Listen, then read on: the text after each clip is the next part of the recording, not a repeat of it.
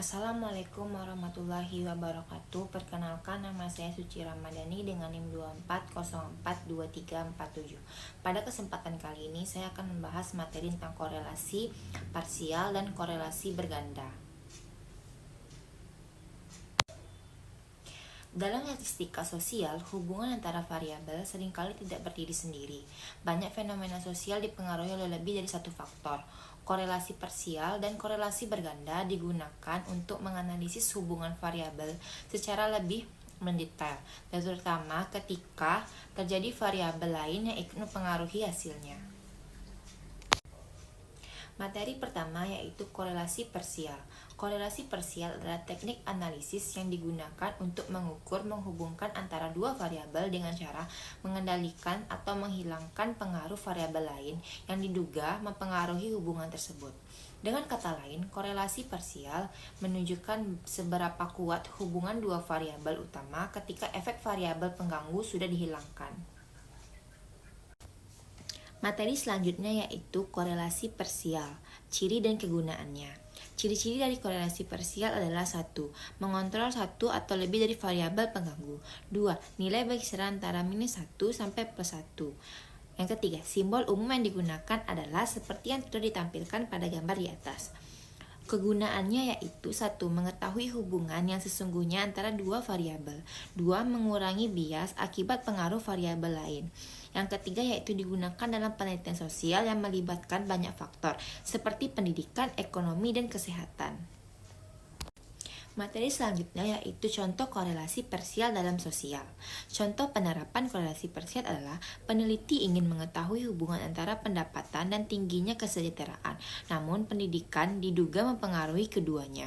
Dengan menggunakan korelasi parsial, peneliti dapat mengetahui hubungan pendapat dan kesejahteraan setelah pengaruh pendidikan dikendalikan, sehingga hasil analisis lebih akurat. Materi selanjutnya yaitu variabel berganda. Korelasi berganda antara analisis yang digunakan untuk mengetahui hubungan antara satu variabel dependen dengan dua atau lebih variabel independen secara bersama-sama. Analisis ini digunakan ketika peneliti ingin mengetahui seberapa besar beberapa variabel bebas dapat secara simultan menjelaskan variabel terikat. Hal ini yaitu korelasi berganda. Ciri dan fungsinya. Ciri-ciri korelasi berganda adalah 1. Disimbolkan dengan R.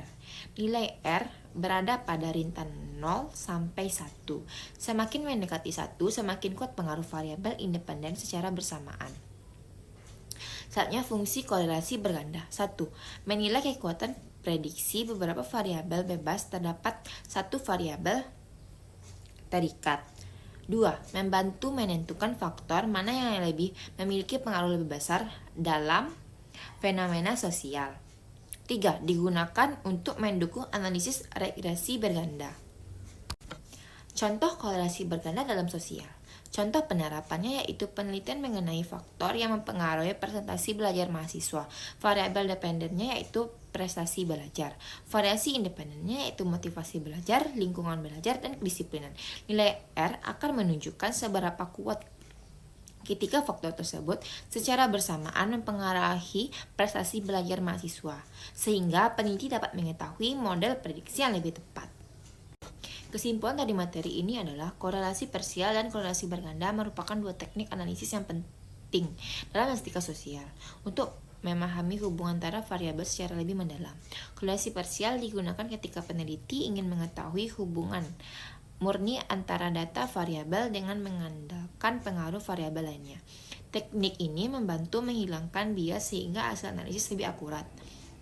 Korelasi berganda digunakan untuk menilai seberapa besar satu variabel dependen dipengaruhi oleh beberapa variabel independen secara bersamaan. Analisis ini menunjukkan kekuatan prediksi variabel bebas terhadap variabel terikat.